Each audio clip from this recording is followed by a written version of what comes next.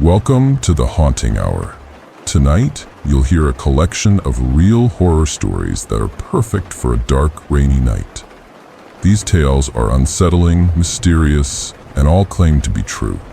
Whether you're here to sleep or stay up with the lights on, settle in, relax, and listen closely. If you enjoy these kinds of stories, make sure to subscribe and leave a comment below. Let me know which one kept you up the longest. It's hard to talk about this without my voice shaking a little. I don't bring it up to most people anymore, and when I do, I keep the details vague, just enough to explain the why. Why I don't drive at night, why I won't take back roads, why I flinch when I see toys where they shouldn't be. But the full truth, the version I haven't shared until now, happened in late October, 5 years ago. I remember the air being colder than usual that week, and the roads out near Greywater were lined with stripped branches and frost-slicked ditches. I'd taken that drive dozens of times before. I used to deliver private mechanical parts for a contractor, and part of that involved dropping crates at remote utility stations and maintenance cabins. Most were unmanned, just T-code access and drop-off confirmation. That night, I left the last delivery a little after 7 o'clock. I remember checking my watch before heading back because I was debating whether I'd make it home before 9. I hadn't seen another car since I left the paved county road and hit the gravel stretch through what used to be farmland. That entire route had a stillness to it I used to find peaceful. Empty fields on either side, occasional clusters of trees, and the faint rise and fall of frost-cracked asphalt under my tires. It was dead quiet except for the low hum of the truck engine. About 20 minutes into the return trip, I came around a wide curve and saw something in the road. At first, it looked like an animal, maybe a fawn, curled up against the yellow lines. But as I rolled closer, I noticed it wasn't moving like an animal. It was too small, too still. I slowed the truck and flipped the high beams on. That's when I saw what looked like a child, or something shaped like one, lying in the middle of the road. I stopped the truck maybe 20 feet away.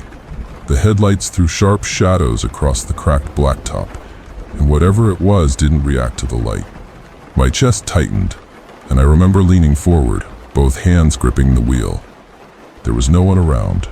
No houses, no fences, just that empty road and the faint scrape of wind through the grass. I didn't want to get out. Everything in me screamed to stay inside the truck, but there was a kind of pressure behind my ribs, like I had to confirm what I was seeing. I opened the door, stepped down into the gravel, and started walking toward it. The cold hit hard, and my boots echoed against the frozen road. As I got closer, I saw what it really was. Not a child, a doll. Human-sized, but obviously fake. Its arms were bent the wrong way, and its head was tilted so far back that the face pointed up at the sky. It wore a pale dress with lace on the sleeves, and its feet were bare. I crouched down to get a better look, and that's when I noticed the string.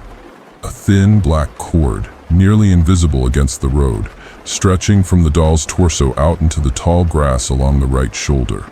That detail flipped a switch in my brain. I stood up fast, backing away, scanning the edges of the road. I couldn't see anything moving in the grass, but the hairs on my neck were already standing up. I turned and rushed back to the truck. Once inside, I slammed the door shut and locked it without even thinking. The doll hadn't moved, but I couldn't shake the feeling that someone or something had been watching me from the field. I threw the truck into reverse, turned around, and started heading back the way I came. But as soon as I crested the hill behind me, my stomach dropped. There was another one, a second doll, lying in the road about 50 yards ahead. This one was smaller, maybe toddler-sized, dressed in red. I hadn't passed it on the way in. It hadn't been there 5 minutes earlier. I slammed the brakes and stared at it through the windshield. The road behind me disappeared into the curve. The grass on either side of the truck shifted with the wind, and for a few seconds, I sat there, frozen. Then I noticed something even worse. The string. This one had a cord too, but it was pulled taut, like it was mid-drag. The line angled off to the left side of the road, where the trees were thicker. I turned the wheel sharply and pulled off into the shoulder, hoping to drive around it. But the moment I crossed the center line, I felt something catch beneath the truck. It was brief, like hitting a heavy rope or chain, but strong enough to knock the front end slightly off balance. I hit the gas harder and managed to bypass the second doll without stopping. I didn't look back. I kept driving. For a while, the road stayed empty. The tree line pulled back, and I could see open land stretching out on either side. I started to breathe a little easier. My fingers were stiff on the wheel, and I kept checking the mirrors, waiting to see headlights or movement. But there was nothing. Just frost-covered weeds and the low thrum of the tires against pavement. Then, about 10 minutes later, I saw something ahead of me again. Not lying down this time. Standing. A human-shaped silhouette, right in the middle of the road. I slowed, but not too much. The headlights reached out and caught it. Another doll, this time upright, facing the truck. Its head was slightly tilted, arms hanging limply by its sides. The light hit its face, and I could see that it had no features. No eyes, no mouth, just smooth plastic or fabric stretched tight across the head like a mannequin. It didn't move. I inched the truck forward. The figure stood its ground. I considered plowing through, just ramming it out of the way, but a part of me felt like that would be a mistake. So instead, I slowed to a crawl and tried to maneuver around it. The shoulder was narrow, but the terrain looked flat. I pulled right, inch by inch, keeping my eyes on the doll the entire time. That's when I heard it, a soft click from somewhere behind me, followed by a faint dragging sound. Not on the road, but directly behind the truck.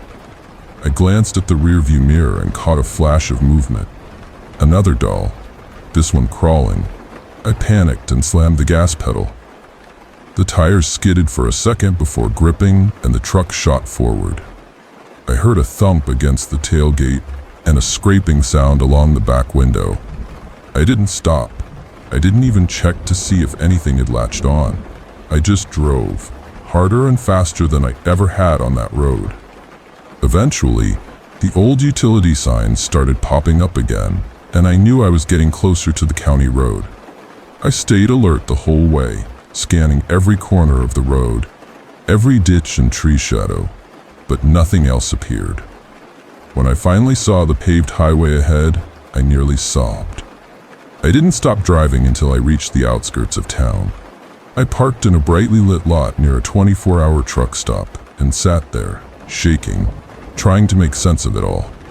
I got out and checked the back of the truck, half expecting to see scratches or cords or some awful remnant still clinging to the frame.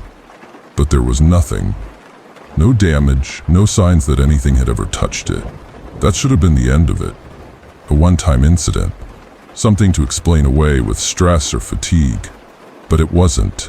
That was just the beginning. 3 nights later, I started hearing noises outside my apartment. I live on the 3rd floor, tucked away in the back corner of a complex near the woods. It's usually quiet, just distant traffic and the occasional owl. But that night, right around 3 o'clock, I woke up to the sound of something brushing against my balcony railing. At first, I thought it was the wind, but it came again, slower this time. A soft scrape, like fabric being dragged over concrete. I sat up, heart racing, and listened. Then I heard a distinct clink, metal tapping against the glass door. I didn't have the nerve to check right away. I just sat there, frozen in bed, straining to hear more. Eventually, I worked up the courage to walk over. I slid the curtain back just a little and looked through the gap. The balcony was empty, no footprints in the frost. No animals, nothing. But taped to the outside of the glass door was something small and pale. I unlocked the door, slid it open just enough to reach out, and peeled it off. It was a doll's hand, just the hand, plastic and brittle, with a tiny black string threaded through the wrist. The end of the string trailed off the edge of the balcony, out of sight. I dropped it. I didn't even want to bring it inside. I slammed the door and locked it, pulled the curtain shut, and sat in the corner of my room until the sun came up. I called out of work the next morning and drove to a hardware store to buy new locks, a security camera, anything I thought might help. But nothing ever showed up on the footage. No people, no animals. Just that one night, that one scrape, and the single hand. I moved 2 months later. Different county, different job. I made sure my new apartment had no outdoor access, no balcony, and no nearby woods. Things were quiet again for a while. Until last week. It started with a delivery box I didn't order. It showed up outside my door, no label, no return address. Just taped shut with brown packaging tape and scuff marks along the sides. I brought it inside, not thinking, and opened it on the kitchen floor. Inside were 2 things: a baby doll, its limbs twisted and head facing backward, and a length of black string coiled like a snake beside it. At the bottom of the box was a note, scrawled in jagged handwriting I didn't recognize. It only said one thing: still watching. I haven't slept since.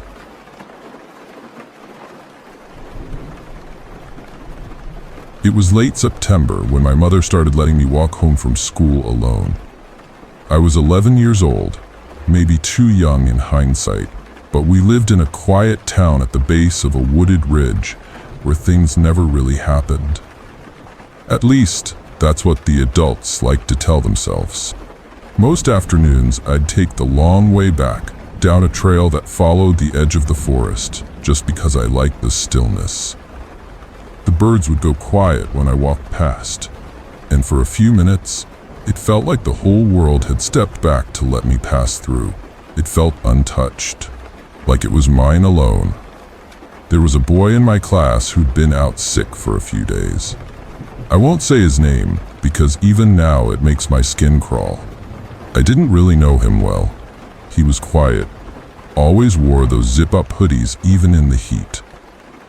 But that week, I got a friend request from an account with his name and a profile photo that looked like him, only maybe a few years younger. The message he sent was short, just a simple, "Hey, can you help me out? I'm still homesick and need some stuff from school." I didn't think twice. His request seemed harmless.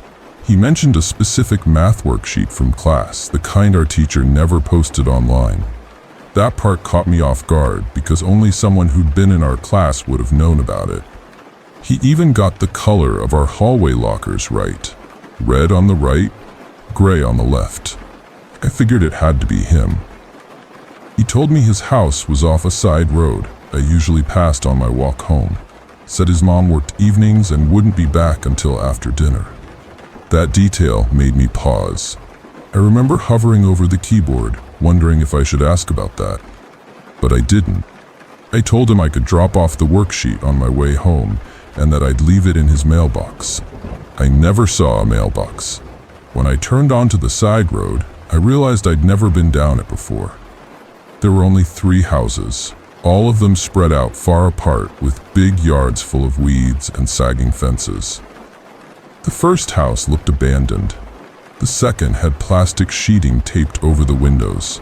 The third was barely visible behind a thicket of trees. I stood at the edge of the driveway, unsure. The message had said to come around back and knock on the sliding door. Something about the way he phrased that made my chest tighten, but I told myself I was just being nervous for no reason. I started walking toward the house. Halfway down the driveway, I heard a car door shut behind me. When I turned, a man in a gray jacket was standing by a parked sedan, holding something in his hand. A coffee cup, maybe a set of keys. I can't remember for sure. He smiled in that overly polite way adults do when they're trying not to startle a kid. He asked if I was here to see his son. I said yes before I even thought about it. That's when he told me the boy had gone back to school that morning and he wasn't sure why I was there. That made no sense. I had just been messaging him an hour earlier. I told the man about the homework, about the messages. He nodded like he understood, but there was something flat in his eyes. No curiosity, no confusion, just stillness. Like he'd already decided how this conversation was going to end. He said he could drive me home if I wanted, that I didn't need to walk all that way back alone. I told him no, I was fine. I took a few steps back toward the street, trying not to seem scared. I didn't want him to think I was accusing him of anything. But as I backed away, he started walking toward me. Not fast, just steadily. As if he knew I wouldn't run until the last second. I remember the way the gravel shifted under his boots. It wasn't loud, but it felt deafening in the silence between us. When I turned to leave, he grabbed my wrist. Not hard, just firm enough to stop me. He asked again if I was sure I didn't want to ride. His tone had changed. No more polite smile, just a flat stare. That's when the panic hit. I screamed without even meaning to. It came out so loud and sharp that I startled myself. But I didn't stop. I kept screaming, pulling my arm back with everything I had. I kicked at his leg and twisted my body sideways. Something tore, maybe my backpack strap, maybe part of my sleeve, but I broke free. I ran. I didn't look back until I reached the main road. A woman was standing outside one of the far houses, holding a rake. She'd heard me. She called out, asked what happened, but I couldn't answer. My lungs felt like they were collapsing in on themselves. I pointed back toward the side road, trying to speak, but no words came out. By the time she walked me back down the driveway, the car was gone. The man was gone. Like none of it had happened. We called the police. They asked for details. I told them everything I could. The car had been dark blue or gray, no plates on the front. The badge might have been missing from the grille. I couldn't remember the make. Everything had gone fuzzy when I was running. I felt like I was underwater. The officer asked how I knew the boy. I explained about the messages. He told me to show him the profile, but it was gone. Not blocked, not deactivated, just completely wiped, like it had never existed. The messages were still in my inbox, but the name now showed as unknown user, and the photo had disappeared. They traced the IP, said it came from a public access point near the library. Nothing to go on. A week later, the real boy returned to school. I watched him come in with a late pass tucked in his pocket. He looked pale, still recovering from whatever flu he had. When he sat near me during homeroom, I felt this rising nausea in my stomach. I hadn't told anyone at school what happened, not even my closest friend. But now I couldn't stop thinking about how easily someone had slipped into his identity, how casually the imposter had known things about our class, our routines, our hallway layout. I stopped taking the forest trail after that. I walked the main road like everyone else. My mother offered to drive me, but I told her no. I didn't want to seem afraid, but I was. 2 weeks later, I got a package, no return address, just my name written in a child's handwriting. The paper was folded neatly inside, a worksheet, the exact same one I'd printed for the boy. Only this copy was filled out, completed in pencil, with answers that were mostly correct. At the bottom of the page, in that same handwriting, was a single sentence. "Thanks for the help. Maybe next time, don't scream." I gave the worksheet to the police. They took it seriously that time.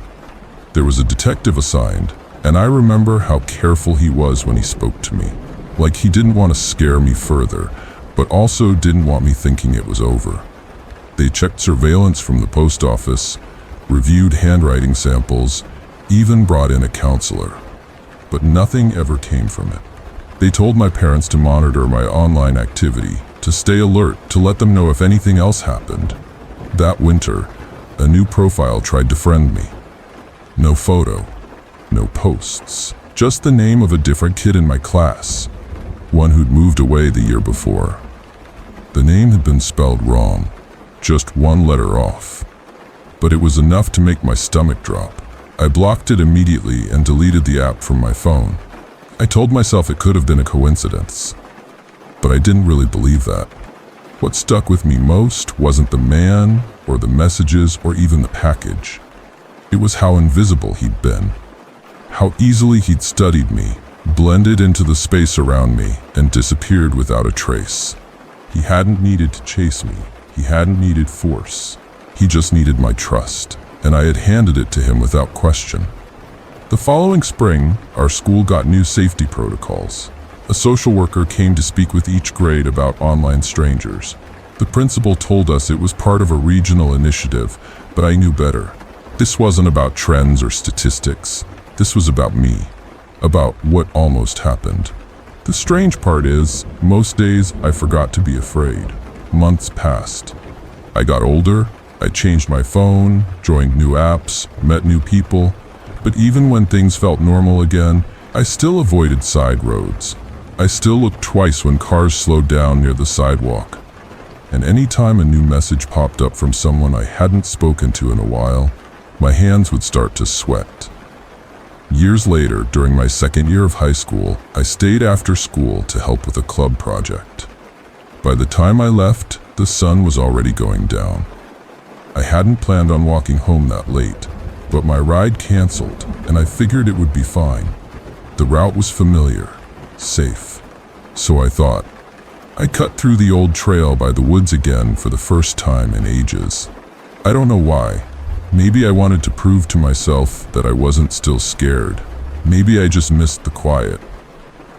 But halfway down the trail, I saw something that made me freeze. There was a piece of paper pinned to the tree where the trail curved closest to the road. It was fluttering slightly in the wind. I thought it was trash at first. But as I got closer, I saw the handwriting, sharp pencil strokes, childlike but rushed. It said, "You're late, I waited." No name, no date, just that sentence, centered on the page. I stood there for maybe a full minute, trying to decide if it was a prank, if someone else could have put it there by chance. But deep down, I knew the truth. He hadn't forgotten. He was still watching, still waiting. Not every predator hides in plain sight. Sometimes they wear the face of someone you think you know. Sometimes they don't need to be seen at all. They just wait for the next moment you let your guard down. I never took that trail again. I told my parents I'd rather get picked up from school, no matter how late it was. I never explained why. Some truths are better left buried. But I still think about that hour. The moment I almost got in that car. The sound of gravel, the weight of his hand, the exact second I felt something inside me change. I survived, but I never walked home the same way again. I was working a night shift at a temporary job near the coast, about 2 hours outside the city. It was the kind of building nobody wanted to spend time in, even during the day. The lights inside always buzzed, and the walls had a kind of damp scent, like the sea had soaked into the concrete decades ago and never let go. The property had been converted from an old hotel into office suites, but it still looked like a place meant for guests who had never checked out. I was only there to catalog insurance records, just paper, filing, and digitizing boxes of outdated paperwork that no one cared about anymore. The company didn't even bother heating the upper floors, and from the 4th floor upward, most of the windows were either boarded or painted over. My shift started around 6 o'clock each evening and ended a little after 1 in the morning. I always parked in the gravel lot out back, used the employee entrance, and took the elevator to the 3rd floor where my assigned room was. I never had a reason to go higher. Nobody did. The 4th floor was sealed. At least that's what I had been told. There was a laminated sign posted next to the elevator. Floors above 3 are currently closed due to structural safety inspections. Do not attempt access. The elevator panel only had 3 working buttons, 1, 2, and 3. The other 2 buttons, once marked 4 and 5, had been pried out and replaced with smooth metal caps. I never thought much about it until the night I stayed late. It had been raining non-stop for 2 days, and by the time I wrapped up scanning the last of the ledger boxes, it was close to 2 o'clock. My fingers were stiff, and I could feel the damp creeping through the seams of the windows. I wanted nothing more than to get outside, breathe fresh air, and head home. I collected my things, shut the office down, and walked into the empty hallway. The building was unusually quiet that night. No sound from the heating pipes, no creaking beams or groaning vents, just silence. I pressed the call button. The elevator chimed softly and opened with that sluggish, unmotivated kind of motion I'd come to expect. I stepped inside and pressed the button for the ground floor. Then I blinked. The panel had changed. Instead of 3 buttons, there were 5. All 5 were back. 1, 2, 3, 4, and 5. And the 4th was lit. I hadn't touched it. I didn't even know how it could have been pressed. I reached out to cancel it, but there was no cancel button. Just the 5 glowing numbers and the dull yellow of the elevator light. I felt a drop in my stomach as the car began to rise. I hadn't wanted to go up. The light for the ground floor dimmed, and the elevator hummed softly as it passed the 3rd floor. I pressed the button for 1 again, but it didn't respond. None of them did. The metal caps I had seen before were no longer there. In their place were proper, glowing buttons. The kind you'd find in any elevator that still wanted to be used. When the car stopped, the display above the door flickered. Then it went dark. I stood there staring at my own reflection in the brushed metal panel, waiting for the doors to open. When they did, a wall of cold air spilled in, like something waiting just outside had been holding its breath. The hallway beyond the elevator was pitch dark. I leaned forward slightly, not stepping out, just enough to peek into the corridor. What I saw didn't make sense. The floor looked as though it had been stripped down to bare concrete. Patches of linoleum peeled away from the walls, and a few pieces of broken furniture were scattered along the hallway like they'd been pushed aside in a hurry. It didn't look like part of a working office. It barely looked like part of the same building. I reached out toward the panel again and hit the door close button. Nothing happened. The doors remained wide open. I started to feel the cold rising up my legs, like the floor was radiating it straight through my shoes. I pressed the button harder. Still nothing. Then I heard something. It wasn't footsteps. It wasn't breathing. It was the distinct, sharp scrape of something hard sliding across the floor. I looked up.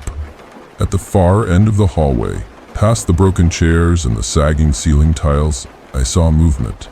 A person stood near a doorway. At least, I thought it was a person. The figure was extremely thin, and the head was angled downward, almost unnaturally so, like the neck had folded in on itself. It didn't seem to notice me, or maybe it did, and it just wasn't in a hurry. I stood frozen, one hand on the doorframe, the other hovering over the elevator panel. I wanted to yell, to run. But the moment I backed up even slightly, the light in the elevator flickered. Then it went out completely. Darkness swallowed everything. I couldn't see the hallway. I couldn't see the floor. I could barely see my own hands. I stumbled backward and slammed my palm against the panel, sweeping my fingers across the buttons in a panic. I pressed every one. Still nothing. Then I heard the sound again. It was closer. That same scraping, dragging noise, like wood against concrete, followed by a soft shuffle, like bare feet moving without purpose. I whispered to myself to breathe. I told myself not to move. I waited. And then, just when I thought I couldn't take another second, the lights came back. The hallway was empty, the elevator doors were closed, and I was moving. The panel now showed the number 2, followed by 1. When the car stopped at the ground floor, I ran. I didn't wait for the doors to open fully. I pushed through them and didn't stop until I reached my car. I sat there for several minutes, staring at the entrance to the building, trying to convince myself I'd imagined the entire thing. But something about the air on that floor, the feeling in my chest when the lights went out, it wasn't something I could explain away. The next day, I asked one of the security guards if he had access to the 4th floor. He looked confused and said the floor had been permanently sealed after a fire over 20 years ago. No one had been up there since. I asked about the elevator, but he shook his head. Only goes to 3, he said. Hasn't been wired for anything higher in decades. I wanted to believe him. I wanted to think it had all been a trick of the eye or a malfunction in an old building. But that week, every night at exactly 2 o'clock, the elevator would arrive on the 3rd floor and wait, even if no one had called it. I heard it more than once, a soft ding, the doors opening, then closing again after a few seconds. I started using the stairs. By the 2nd week, I was actively looking for another job. I didn't care about the pay or the hours, I just wanted to get away from that place. Then, on my last night, the elevator didn't wait until 2 o'clock. It came early. I was organizing the last of the boxes when I heard the ding. I ignored it. 5 minutes later, I heard it again. The elevator had opened, then closed, then opened again. This time I stood at the door of my office and watched.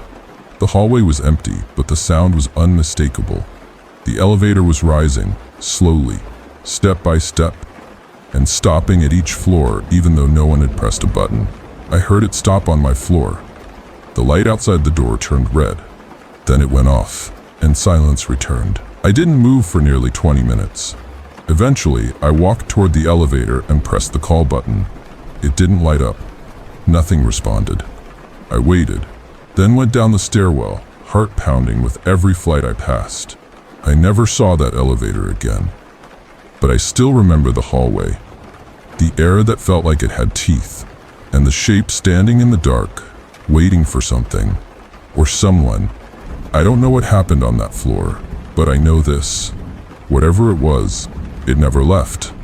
After I left the job, I did everything I could to forget about that place. I deleted the building's address from my maps, tossed out the old badge they gave me, and never drove past that stretch of highway again. But it stayed with me, no matter how much I tried to bury it.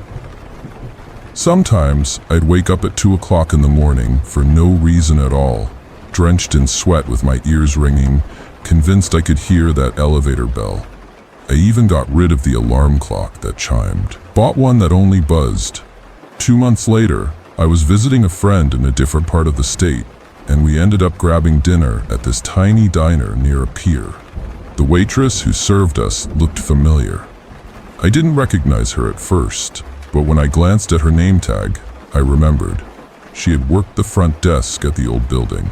Same tired eyes, same voice. She recognized me too. And after our food arrived, she walked over with a quiet look on her face and asked if we could talk.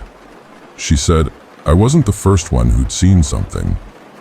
That years ago, before the fire that closed off the upper levels, the 4th floor had been a temporary intake center for people displaced by a mental institution fire inland.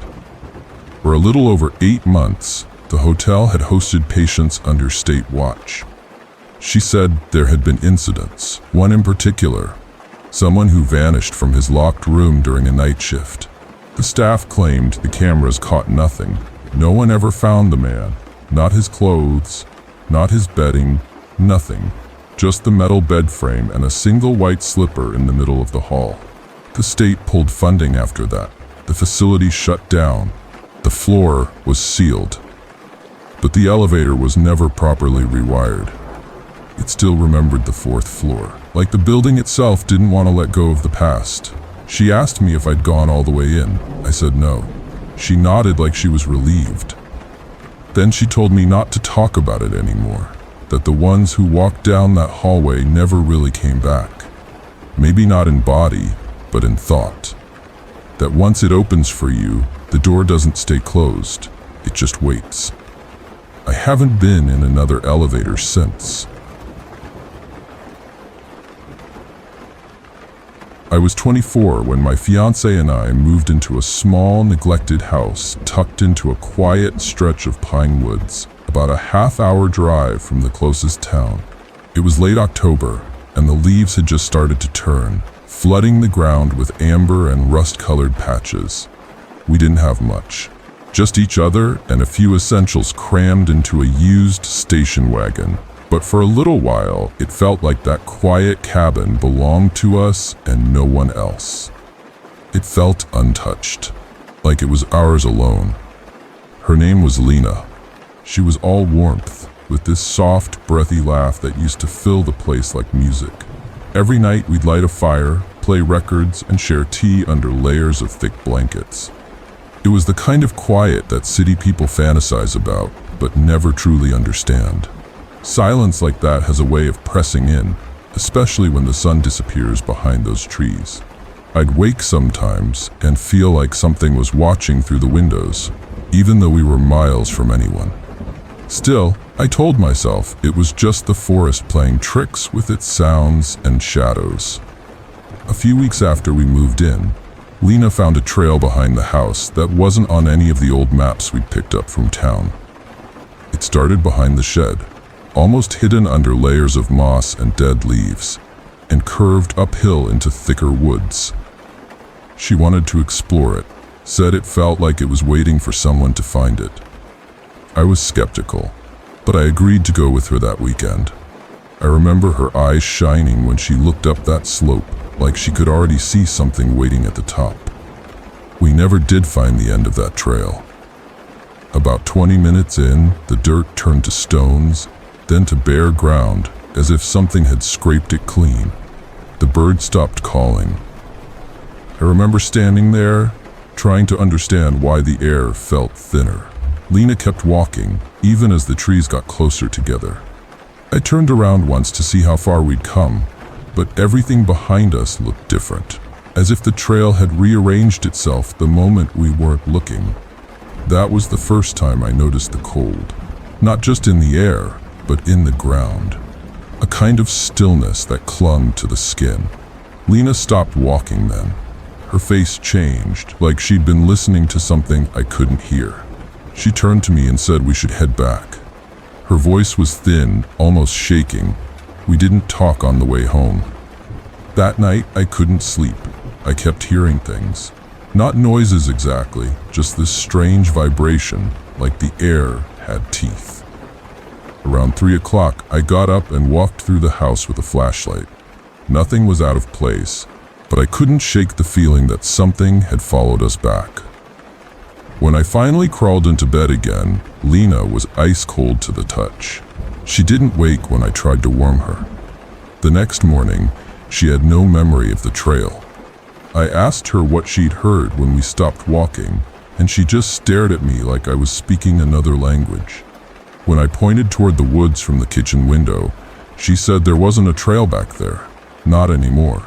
I should have left then. 2 days later, the first footprints showed up. It had snowed lightly that night, not enough to bury anything, just a soft dusting that turned the ground white and silent. When I stepped out to get firewood, I saw a single set of barefoot prints leading from the edge of the trees all the way up to our back door. They were too long to be from a child, but narrow, like the feet hadn't seen shoes in a long time. Each toe was perfectly pressed into the snow, and none of the prints turned away. Just one path. Straight to the door, no return. I checked the woods, circled the shed, and even followed the line of trees for almost an hour. I never found any sign of where the prints began. Lena didn't want to hear about it.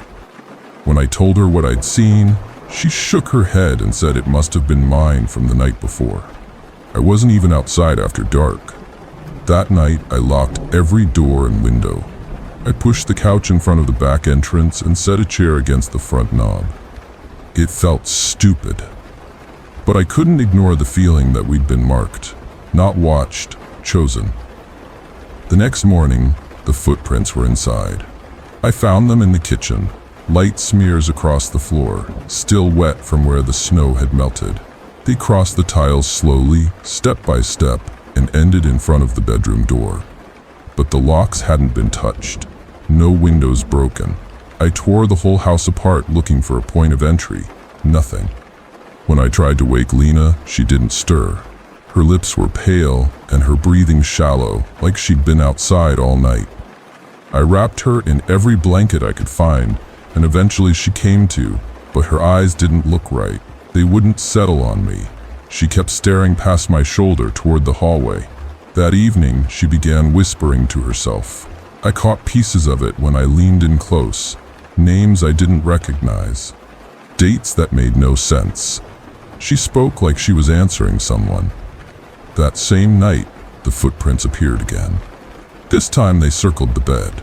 I didn't sleep. By the end of the week, the snow had thickened. A constant, dull whiteness pressed against every window. The trees had disappeared in it.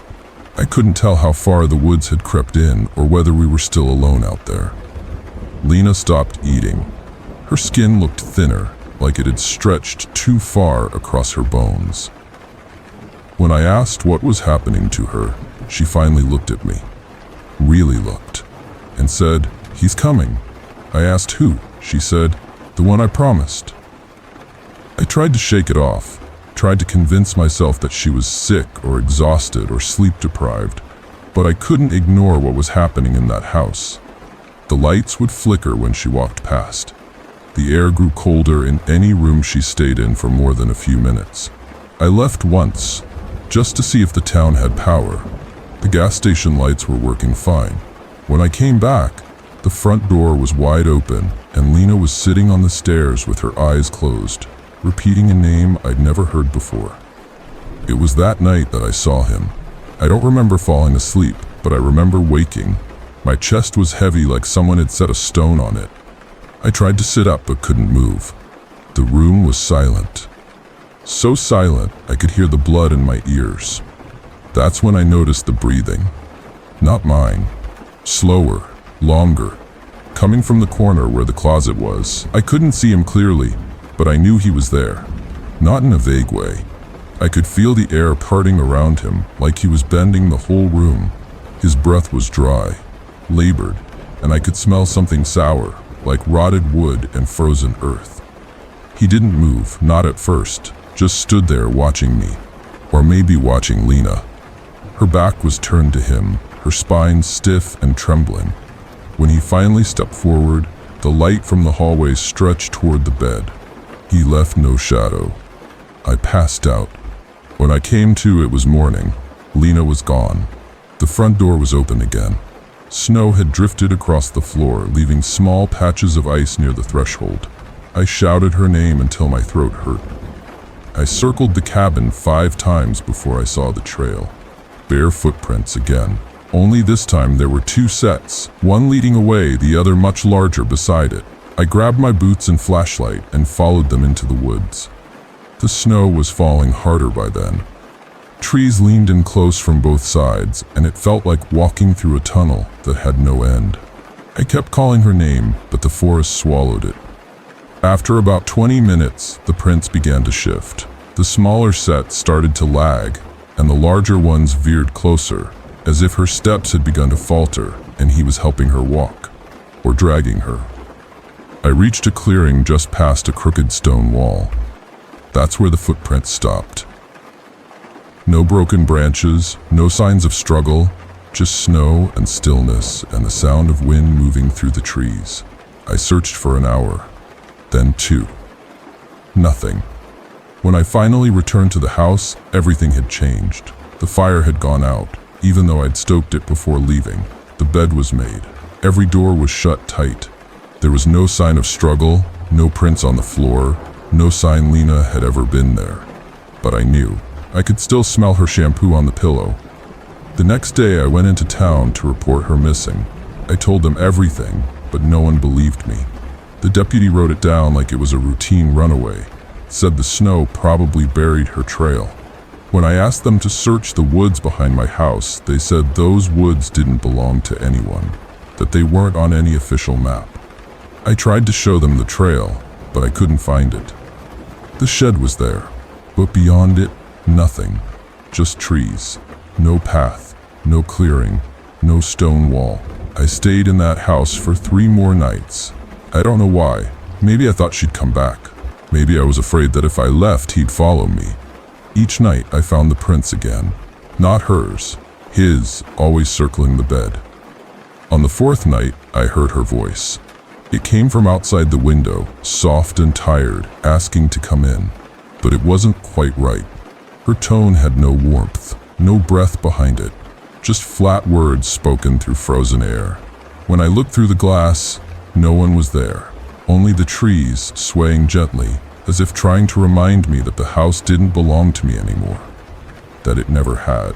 I packed everything the next morning and drove until I ran out of gas in a neighboring county. I told myself I'd never go back, that I'd never speak her name again. But some nights, even now, I wake with the feeling that she's standing just behind me, watching, waiting for me to turn around, and I can't, because I know it's not really her. A month after I left, I tried to learn more. I contacted the county assessor, looked through public records, and even visited the local historical society.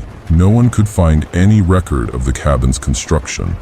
The land had supposedly been vacant for decades. I showed them photos. They shrugged and said the woods had a way of burying things, that nothing in that part of the county stayed the same for long. I tried to move on, changed towns, found new work, spoke to no one about what happened. But the winter followed me. Even in warm cities, I'd feel that same cold pressing through the windows, the same silence between breaths. I started waking with damp footprints on the floor, long, narrow, perfectly spaced, always leading toward my bed. I stopped sleeping in bedrooms, rented rooms with no windows, slept sitting up in chairs, hoping he wouldn't find me there. But he always did. Not every night, just enough to remind me that it isn't over, that it won't ever be. 2 weeks ago, I received a letter with no return address. It was a single page, no greeting, no signature, just 5 words written in smudged blue ink. He still walks beside her. I burned it, but I can still see the words every time I close my eyes. So if you're reading this and you ever find yourself staring down a trail that doesn't belong on any map, turn around. Don't follow it. Don't listen if someone calls your name. And whatever you do, if you see footprints in the snow that lead to your door and never return, do not open it. Because once you do, he knows your name. And once he knows it, he never forgets.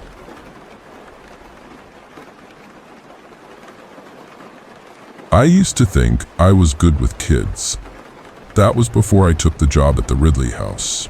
I was 17 when it happened, and I only picked up babysitting gigs on weekends to put aside money for a car. I'd never had a problem before. Some kids got clingy, others acted out, but nothing I couldn't handle.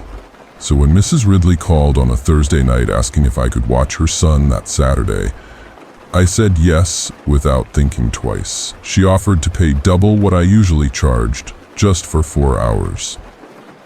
That should have been a red flag, but I was more excited about the extra cash than suspicious about the reasoning.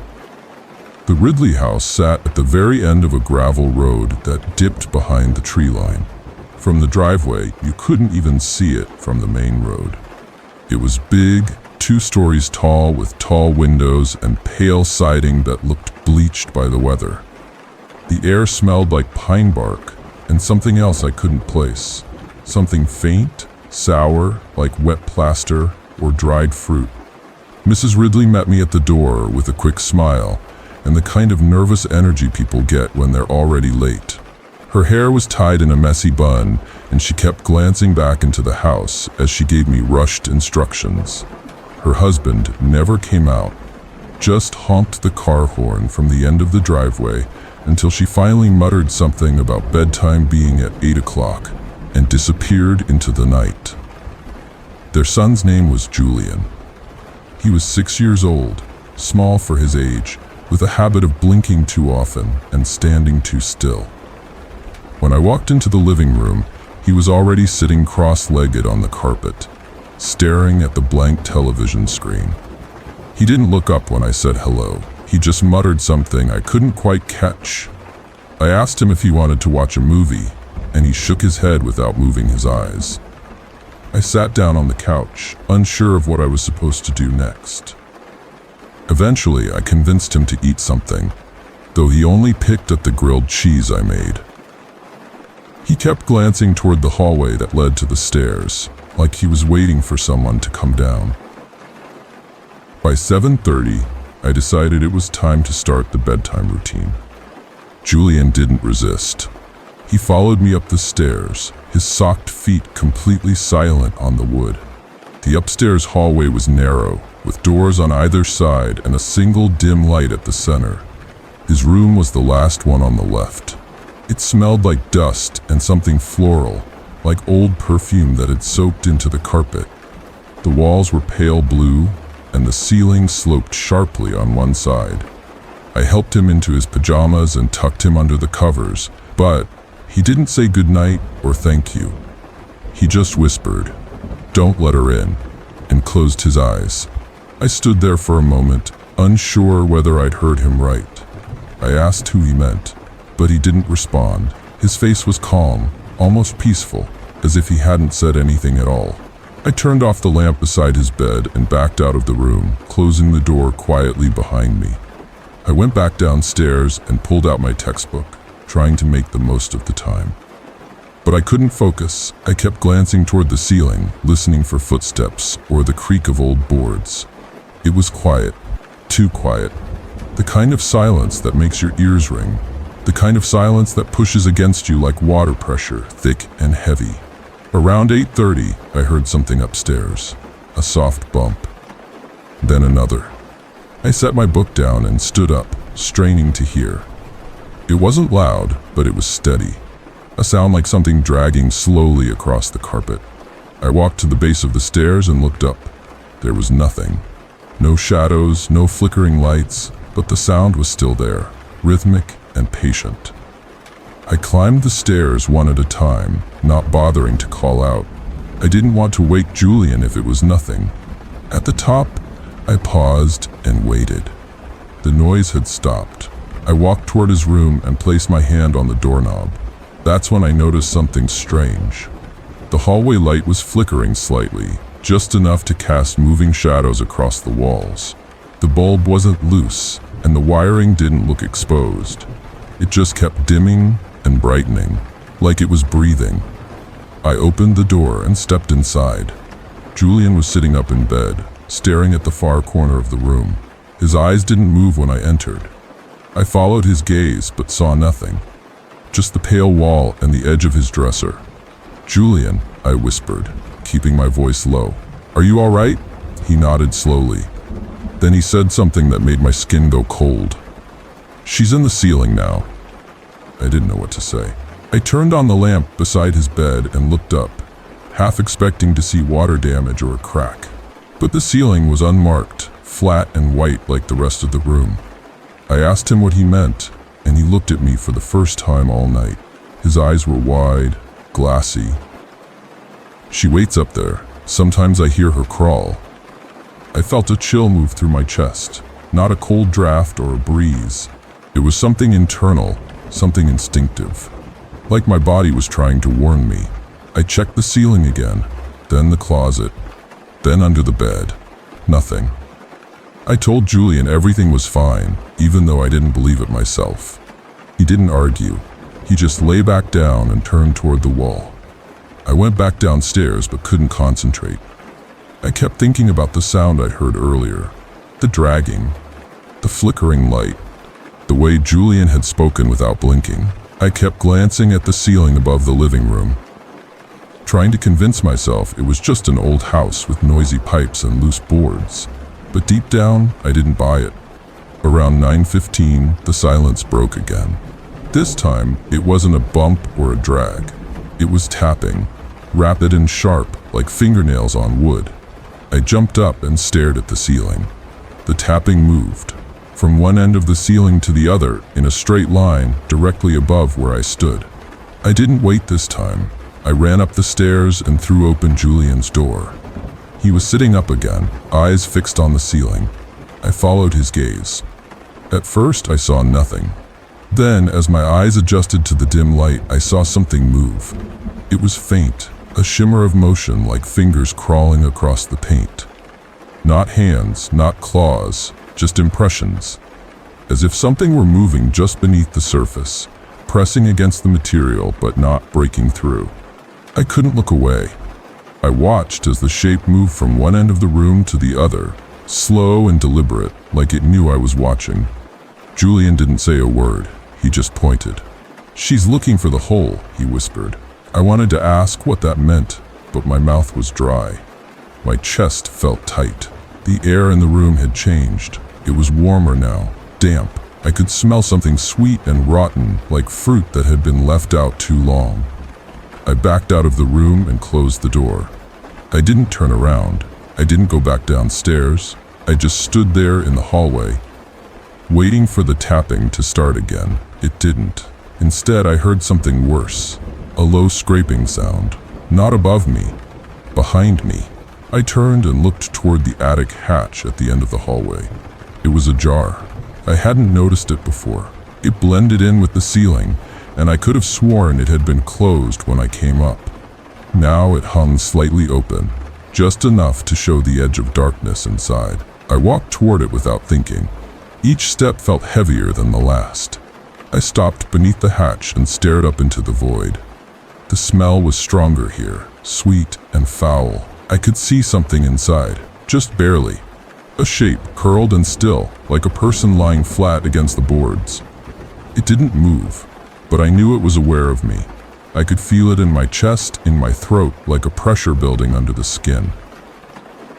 Then Julian screamed. I ran back to his room and threw the door open. He was standing on the bed, pointing at the ceiling, sobbing. I turned on the light and looked up. There were handprints now, dozens of them, small and large, stretched across the ceiling in uneven streaks. Some were smeared as if the fingers had slipped. Others were perfect, clean impressions that didn't match the shape of any normal hand. I grabbed Julian and pulled him toward the door, but he resisted. "She's in the walls," he gasped. "She doesn't like the light."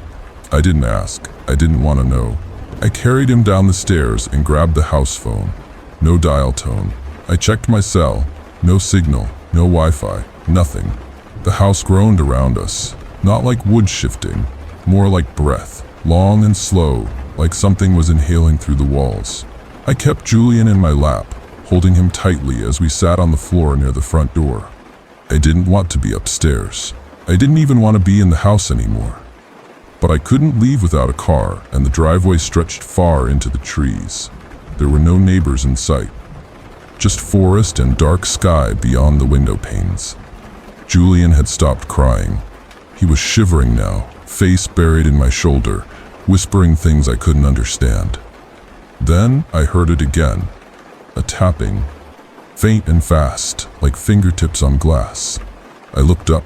It was coming from the window by the couch. Not the ceiling this time, not the attic, the window.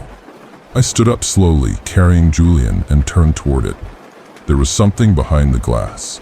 Not a person, not even a face, just a space that seemed darker than the night outside. And from that void, a hand emerged. Long fingers, too many joints, too thin for any human. It dragged its nails across the glass in slow lines. Not scratching, not clawing, just tracing, over and over again. Julian began to whisper louder. I leaned in and heard him say it clearly this time. "She crawls until she finds the one who listens." I pulled him tighter and stepped back from the window. The fingers paused. Then slowly, the hand retreated. The void was still there, hovering just beyond the frame. I didn't blink. I couldn't. Then it vanished.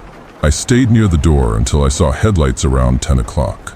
Mrs. Ridley walked in smiling, asking how the night had gone. I didn't answer. I just handed Julian to her and walked past without a word. I didn't even wait for my pay. I just needed to get out. That night, I didn't sleep. I stared at the ceiling until morning, waiting for fingers or tapping. Nothing came, but I never went back. A month later, the Ridleys moved without notice. The house went up for sale, then off the market. People say it's empty now. I still think about the things I saw. The handprints, the attic, the voice Julian used when he said she didn't like the light. And I still remember that last thing he whispered as I carried him down the stairs. She watches the quiet ones. She waits until the house is quiet. And now, in the dead hours of night, when the wind outside goes still and the walls seem to hold their breath, I sometimes hear something soft move across the ceiling, slowly, step by step. When I first moved into the house on Bellman Creek Road, I had convinced myself it was exactly what I needed. I had just finalized a divorce, and the small ranch-style home nestled beneath a cluster of oak trees felt like a clean break. It was quiet, cheap, and far enough from town to feel like a retreat. The landlord barely said a word as he handed me the keys, just that the previous tenant left in a hurry, and the place had sat empty for over a year. I should have asked why. I didn't. I spent the first week unpacking, settling in, rearranging furniture, and letting my daughter, Clara, pick the color for her new room. She was 5 at the time, still clinging to the idea that I could protect her from anything.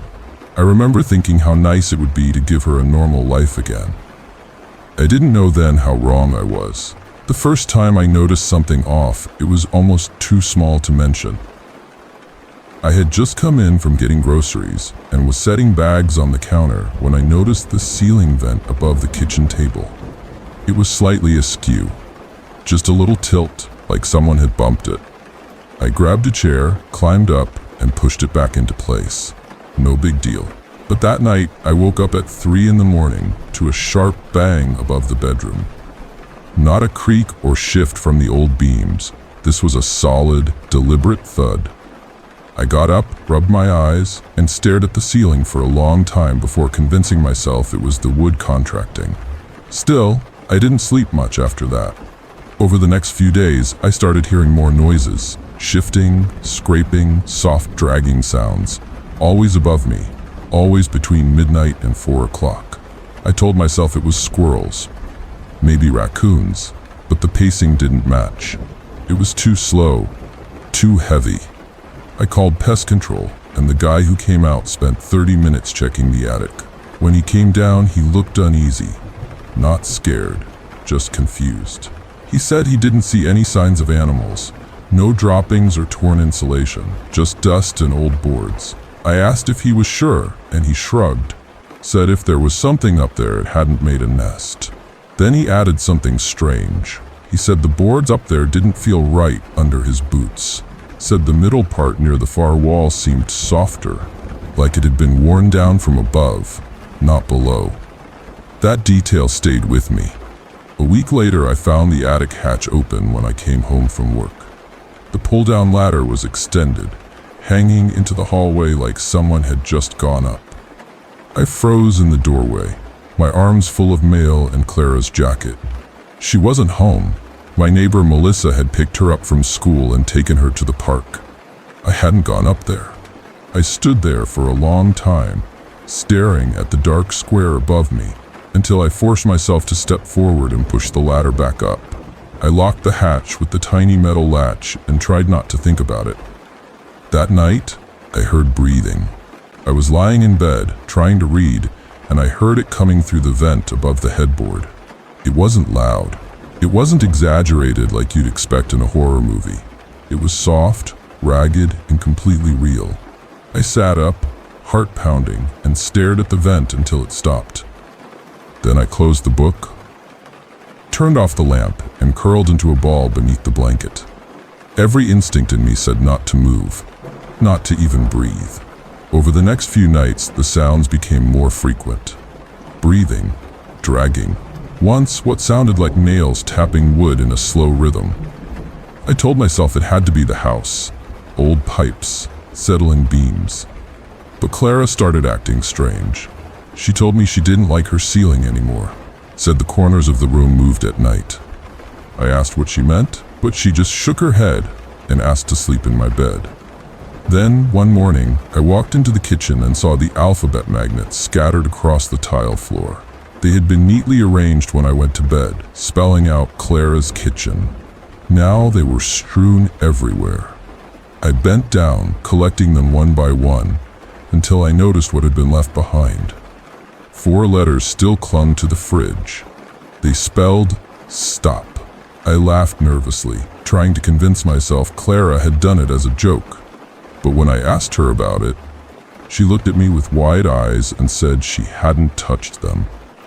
By the end of the 2nd month, I developed the habit of checking the attic hatch every night before bed. Sometimes it would be fine. Sometimes the latch would be twisted, just enough to make me question whether it had been that way before. I bought a step stool and climbed up once, using the flashlight from my phone to peer inside. The air smelled stale and thick. There were no boxes, no furniture, just dust, cobwebs, and old beams. But as I swept the light across the space, I saw something near the far wall. Not a shape, not a person, just a stretch of floor where the dust had been disturbed, like someone had been lying there. I backed down slowly, step by step, and closed the hatch again. One evening, Melissa dropped off Clara after dinner. She stepped into the entryway and immediately glanced up. Her face tightened. I asked if everything was okay, and she said she didn't know why. But the place gave her chills. She asked if I'd considered getting a priest to bless it. I almost laughed, but stopped when I realized she wasn't joking. She said Clara had mentioned the man upstairs and that she'd assumed we had guests staying. When I told her we didn't, her mouth tightened, but she didn't press further. Later that night, I woke up to what I thought was a knock. Not on the door, on the ceiling above my bed. 3 slow, deliberate taps. I lay there, eyes open, throat dry, counting the seconds between each one. When it stopped, I reached over and turned on the bedside lamp. The room was silent. But when I looked at the ceiling vent, I saw something that made my stomach twist. A single thread of dark fabric was caught in the metal grate. It looked like a piece of denim, frayed at the edge, moving slightly in the air from the heater below. That same night, Clara screamed. I bolted out of bed and ran to her room. She was curled in the corner, her blanket wrapped around her like a shield. When I asked what happened, she said the man from the ceiling came down and stood by her dresser. I turned on every light and checked every closet, every window, every inch of the house. Nothing was out of place. Nothing except the ladder. It was down again. I couldn't ignore it anymore. I called the police the next morning, told them I suspected someone had broken in. They sent 2 officers who did a full walkthrough. One of them went into the attic, flashlight in hand, and returned a few minutes later with a strange look on his face. He asked if I had been storing clothes up there. I told him no, and he nodded, said nothing else. When they left, they said there were no signs of forced entry and advised me to install a camera just in case. So I did. I set up an old baby monitor with night vision and aimed it toward the hallway, pointed right at the attic hatch. For 3 nights, it recorded nothing. On the 4th, I reviewed the footage just before bed, more out of habit than concern. At exactly 3:17 in the morning, the hatch creaked open. Slowly, deliberately, I watched frozen as a pale hand emerged from the darkness, reached down and pushed the ladder outward. Then the screen went black. Not fuzz, not static. Just complete blackness for nearly a minute, until the camera came back online and showed the hatch closed again. That was the night I finally lost sleep. I sat on the floor in the hallway, clutching a hammer, waiting for something to come back through that hatch. It never did. But the air felt wrong, heavy, pressurized, like the house itself was watching me. I called my brother the next morning. He was the practical one in the family, the type who would laugh off the idea of ghosts but still show up with tools and a plan. He drove in from 2 towns over and brought a crowbar, a flashlight, and a strange device he said was a motion sensor rigged to a phone app. We installed it at the attic opening, aimed right at the center of the hatch. Then we waited.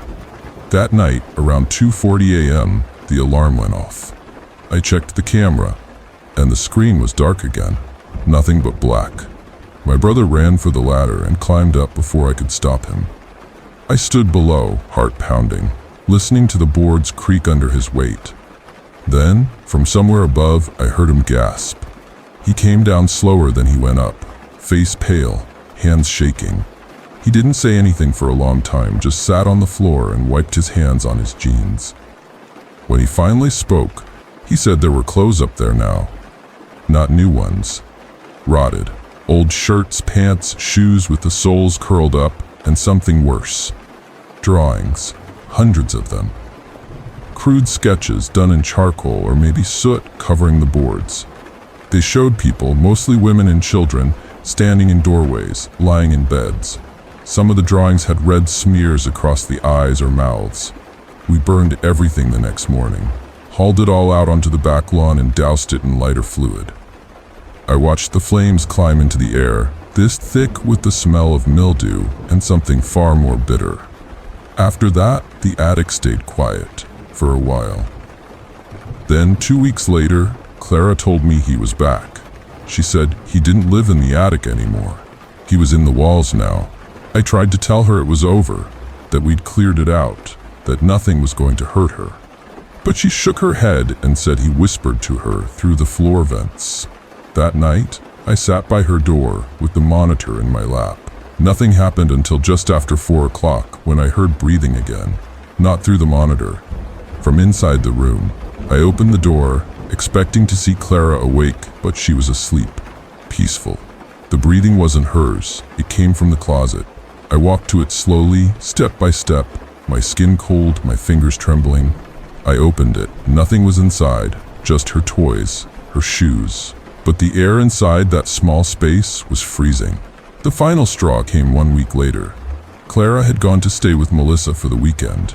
I needed time alone, not to relax, just to figure out if I was losing my mind. That Saturday night, I poured a drink, sat in the living room, and stared at the hallway, waiting for something to move. It didn't. Nothing stirred. Not the hatch, not the vents, not even the temperature. The quiet felt thick, like the house had fallen into some deeper sleep. Around 2:30, I felt a sharp pain in my back, like a cold needle pressed between my shoulder blades. I jumped, turned around, and saw nothing. But I couldn't shake the feeling. I stood up, walked toward the kitchen, and froze. The refrigerator door was wide open. The light inside flickered. I stepped closer and saw the magnets again, rearranged on the door, spelling out one word this time. Remember. I felt a wave of nausea, like something deep in my chest had turned sour. I reached for the magnets, knocked them off the door, and slammed it shut. But when I turned around, the hallway light was off. The only bulb in the ceiling fixture had shattered, glass in sharp, glinting pieces on the floor. I backed up, heart pounding. Then I heard it. Footsteps, above me, moving slowly, step by step, across the ceiling toward the attic. I don't know what came over me. Rage, fear, desperation. I ran for the ladder, pulled it down, and climbed into the attic with the flashlight in my mouth and the hammer gripped tight. The space looked different. The soot marks were gone. The clothes had never returned. But something else had taken root. In the far corner of the attic, where the boards had always felt soft, there was now a depression. A hollow, body-sized dip in the wood. And in the center of it sat a photograph. An old, faded black and white image of a family standing in front of the house. My house. Only their faces had been scratched out with something sharp, gouged until the paper nearly tore. I backed out, slowly, step by step, closed the hatch, called Clara, told Melissa I was coming to get her and that we weren't going back. Ever. It's been over a year now. We live in a condo 2 towns away. Clara sleeps through the night. The vents here are sealed. The attic is nailed shut, but some nights when I turn off the lights and lay in bed, I still hear the breathing. Faint. Familiar, like it followed me, like it never really needed the attic at all. Just the house, just me.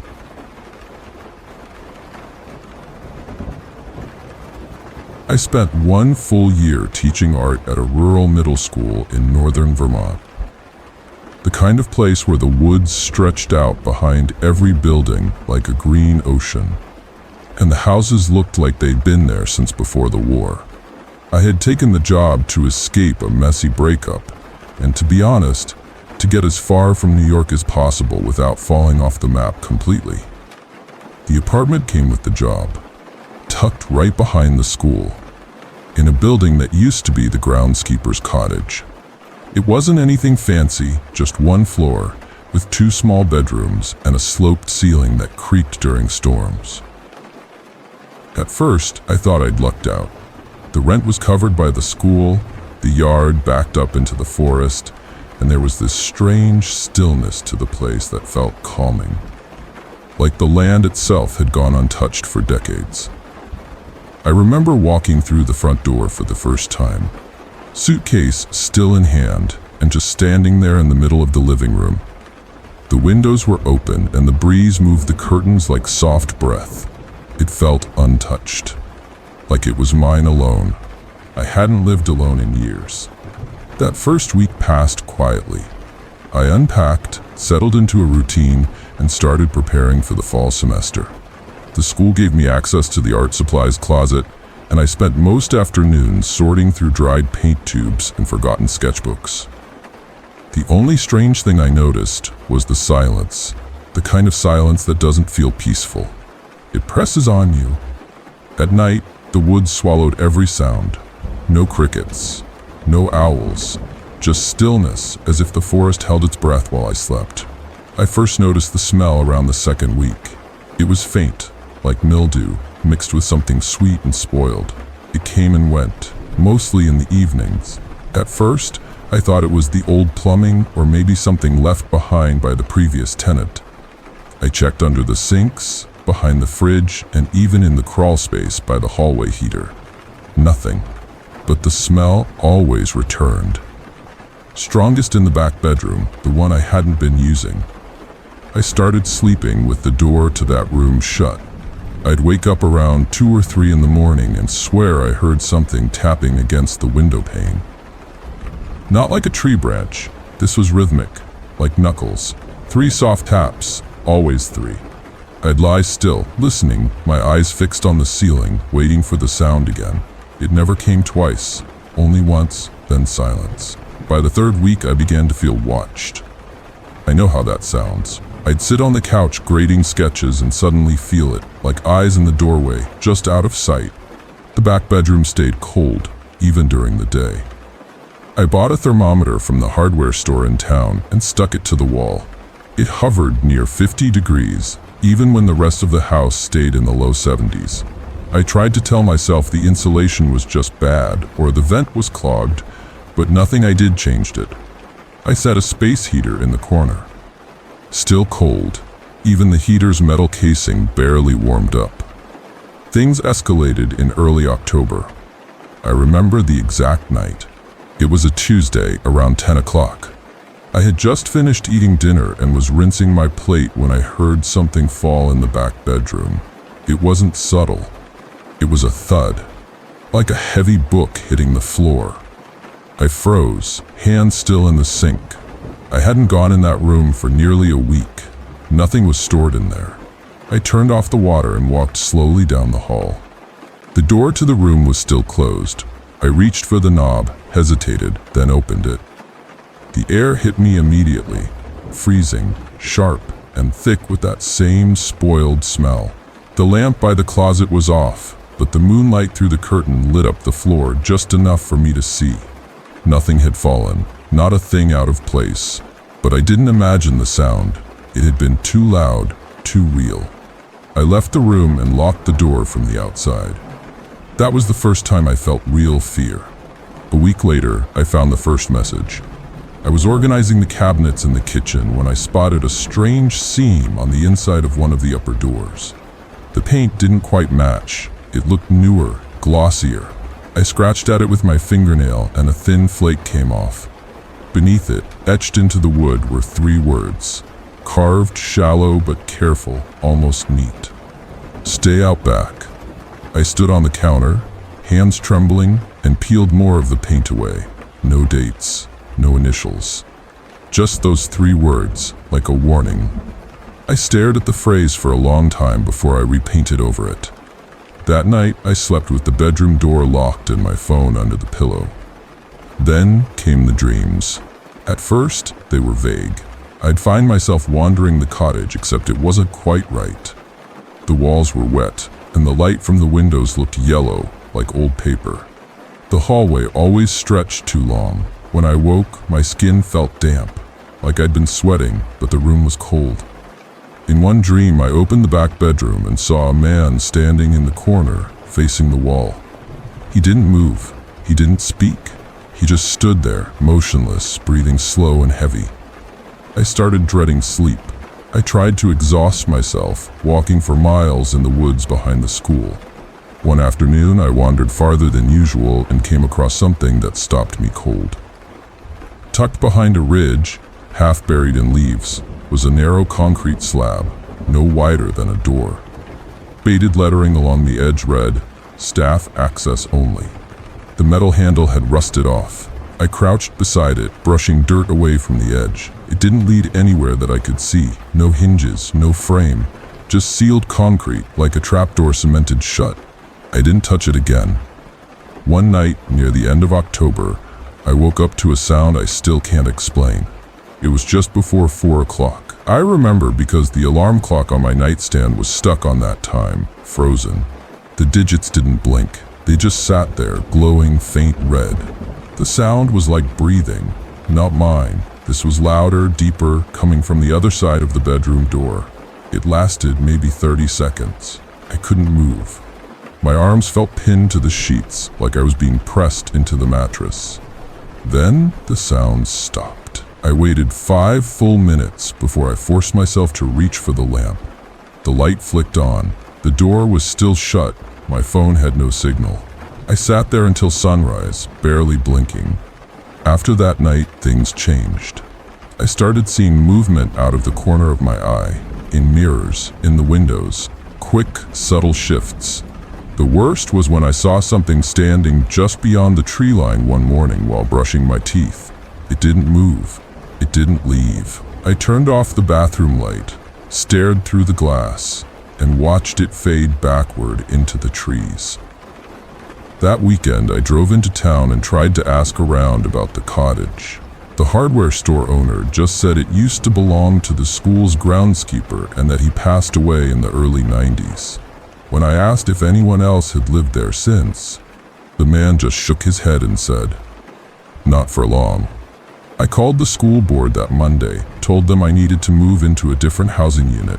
They said none were available and reminded me the lease was tied to my contract. I was stuck. I started leaving the lights on in every room. I moved all my teaching supplies into the front bedroom and slept with the back bedroom door barricaded shut. It didn't help. The tapping continued. The cold never left. And then the paint began to peel. It started above the baseboards in the hallway, thin strips curling away from the wall like dry skin. I scraped one section clean and saw more words etched beneath. "Not safe here." The words were carved in the same shallow strokes as the first message. Whoever had written them used something sharp but deliberate. It wasn't the kind of scratching you'd expect from a desperate person. It was careful, intentional. I stared at the wall for a long time, then covered it with a poster from the art room. I couldn't bring myself to repaint it this time. That night, I dreamed of the trapdoor in the woods again. In the dream, the slab was open, and I was standing at the edge, looking down into a long stone tunnel. The air rising from it was black and warm. I didn't move. I just stood there, waiting for something to crawl out of the dark. I woke up with my pillow soaked and the smell back, stronger than ever. The scent of rot, like damp cloth that had been left to mold. I followed it to the back bedroom. The door was still blocked, but the handle was cold to the touch. I stood there, pressing my ear to the wood. At first, I heard nothing, then faintly breathing, long, slow inhales, like whatever was in that room didn't need to exhale. I pulled back. My legs felt numb. The next day at school, I could barely focus. The kids noticed. One of them, a 7th grader named Colby, asked if I was sick. I told him I wasn't sleeping well. That was the truth. He said something then that made my stomach knot. "Do you live in the old groundskeeper place? The one with the slanty chimney?" I nodded. "My uncle used to work here," he said. "He said a bunch of people lived there but didn't last long. Said the house wasn't right. He said it held things." I wanted to ask more, but the bell rang and the class emptied out. I spent the rest of the afternoon trying not to look at the clock. That evening, I decided to open the back bedroom. I couldn't live like this anymore, always on edge. I took the chair away from the door and unlocked it. The air was heavy, still cold. I flipped on the lamp. The room looked unchanged, same boxes, same dusty shelves, but something had shifted. I could feel it in my chest, a kind of pressure, like I'd stepped underwater. I moved to the window and tried to open it. The glass was stuck. The frame had warped from the cold. I reached up to check the latch and felt something catch under my fingertip. A groove in the wood. I looked closer. More words. Not yours. I backed away, heart racing. I left the room open that night. I wanted to see if anything would change. Around 3 o'clock, I woke to the sound of footsteps. Slow, deliberate. They started in the hallway right outside my door. Then they moved past the frame toward the living room. I didn't move. I just listened, eyes wide in the dark. Then silence. I turned on the light. Nothing. But when I stepped into the hall, I saw it. A trail of water. Thin, glistening prints on the wood floor, as if someone barefoot had walked dripping wet through the house. The trail led straight into the back bedroom and ended. The next morning, I drove into town and stopped at the library. I wanted to find out who had lived in that house before me. The librarian, a woman in her 60s, helped me search the town records. It took most of the morning, but we found it. The house had been owned by a man named Vincent Weller. He'd worked maintenance at the school for over 20 years. According to the records, he died on the property in 1993. Official cause was listed as cardiac arrest, but there was a handwritten note clipped to the corner of the file. It said, "Found in basement, multiple lacerations, position unusual." That was all it said. I asked the librarian if there had been a basement. She frowned. Not anymore. They sealed it up after he died. Poured concrete. I left without saying anything else. I drove back to the ridge in the woods. The concrete slab looked the same, half buried, untouched. But I noticed something new. A faint ring of red, like rust, around the edges. I crouched beside it, touched the concrete. It was warm. Back at the house, I pulled every piece of furniture away from the walls, checking for more carvings. I found 6 more. Behind the fridge, beneath the sink, inside the closet door. Messages like, "Don't dig. He watches from below. Paint won't hold him." Each message was carved with care, like someone had lived with the fear long enough to understand it. These weren't the ramblings of a person losing their mind. They were warnings. Plain and desperate. That night, I woke to the sound of the bathroom sink running. I knew I hadn't turned it on. I walked slowly down the hallway, past the cold door of the back bedroom. The light under the bathroom door was on. I pushed it open. The sink was full, water spilling onto the tile. I turned off the faucet, heart pounding. As I backed out of the room, I noticed the mirror was fogged over, and written in the condensation were 2 words, "Let him." I ran to the bedroom, locked the door, and didn't sleep. I called my sister the next morning, told her I was coming to stay with her for the weekend. She lived 2 hours south. I didn't explain much. I just packed a small bag, locked the house, and left before noon. I stayed with her 3 nights. During that time, I didn't hear anything strange. No dreams, no tapping, no smells. But when I returned on Sunday evening, everything in the cottage was off. The lights were all turned on. The fridge door stood wide open. Every window was unlocked. And in the center of the living room, carved into the floor, was a new message. The letters were deep, fresh. "You left me." I stepped back, knees shaking. I dropped my bag, turned around, and left. I stayed at a motel that night, then called the school board the next morning. I told them I was moving out and breaking contract if I had to. They agreed to transfer me to a faculty housing unit closer to the campus. I packed everything within 3 hours, refusing to go back into the back bedroom. I left the door shut, locked, with a chair against it.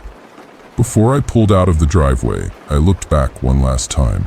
The window in the back bedroom was fogged from the inside, and on the glass I saw a single handprint. I moved into the new unit that same week. It was part of a row of duplexes just off the main road, close enough to the school that I could walk. The house was plain, smaller than the cottage, but warm and bright. It felt clean. I spent that first night lying on the couch, watching old movies with the lights on, just to remind myself that life could still feel normal. For a while, it worked. Classes resumed. I tried not to think about the house. I buried myself in lesson planning, held after-school art sessions, and spent my weekends around other teachers. But late at night, when everything was quiet again, my mind drifted back to the sound of breathing on the other side of the door, to the carvings beneath the paint, to the messages that felt less like warnings and more like commands. One morning, I opened my school mailbox and found an envelope with no return address. Inside was a single sheet of paper.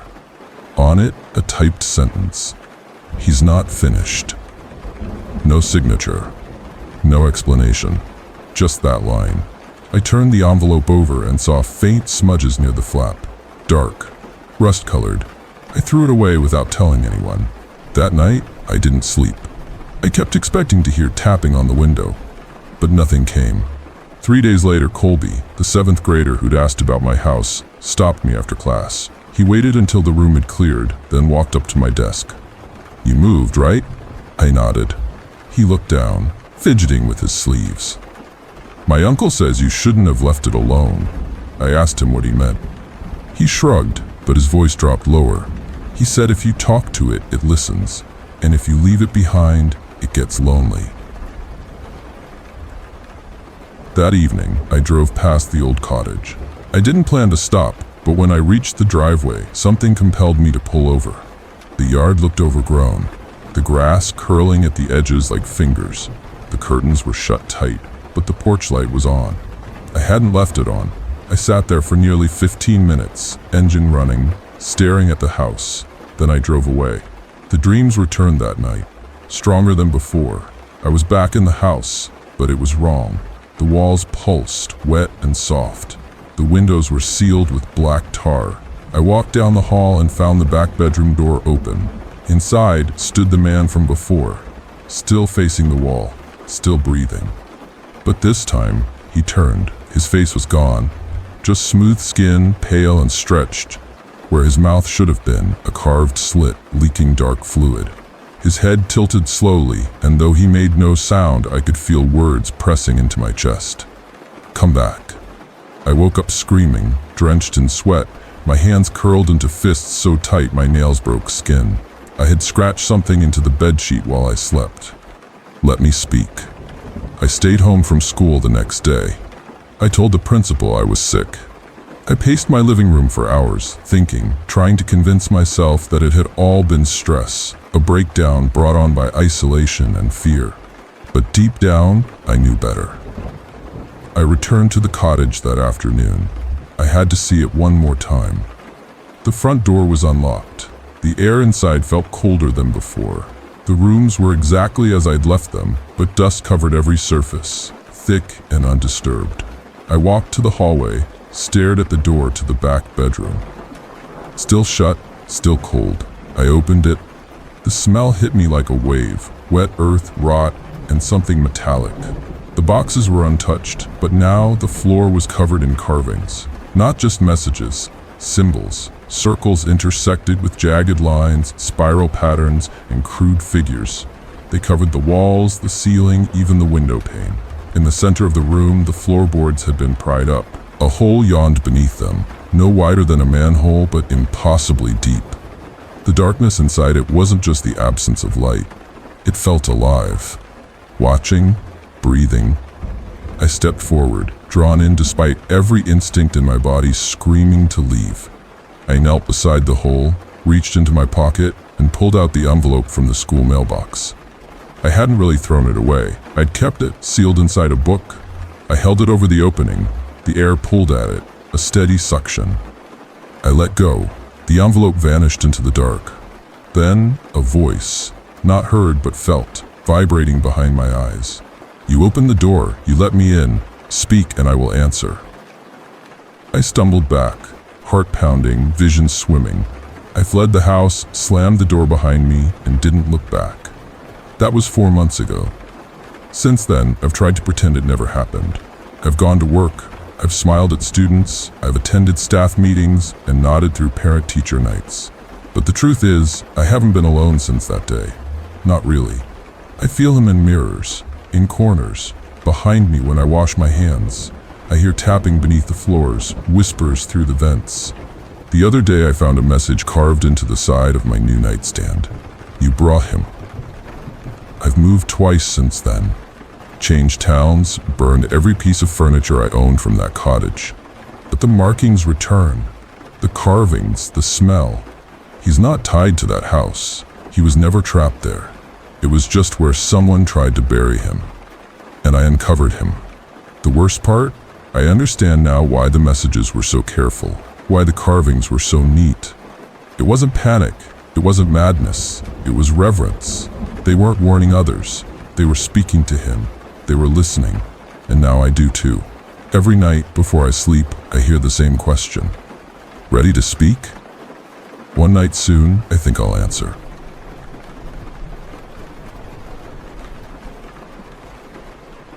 It started during the first winter after my sister moved back to our hometown.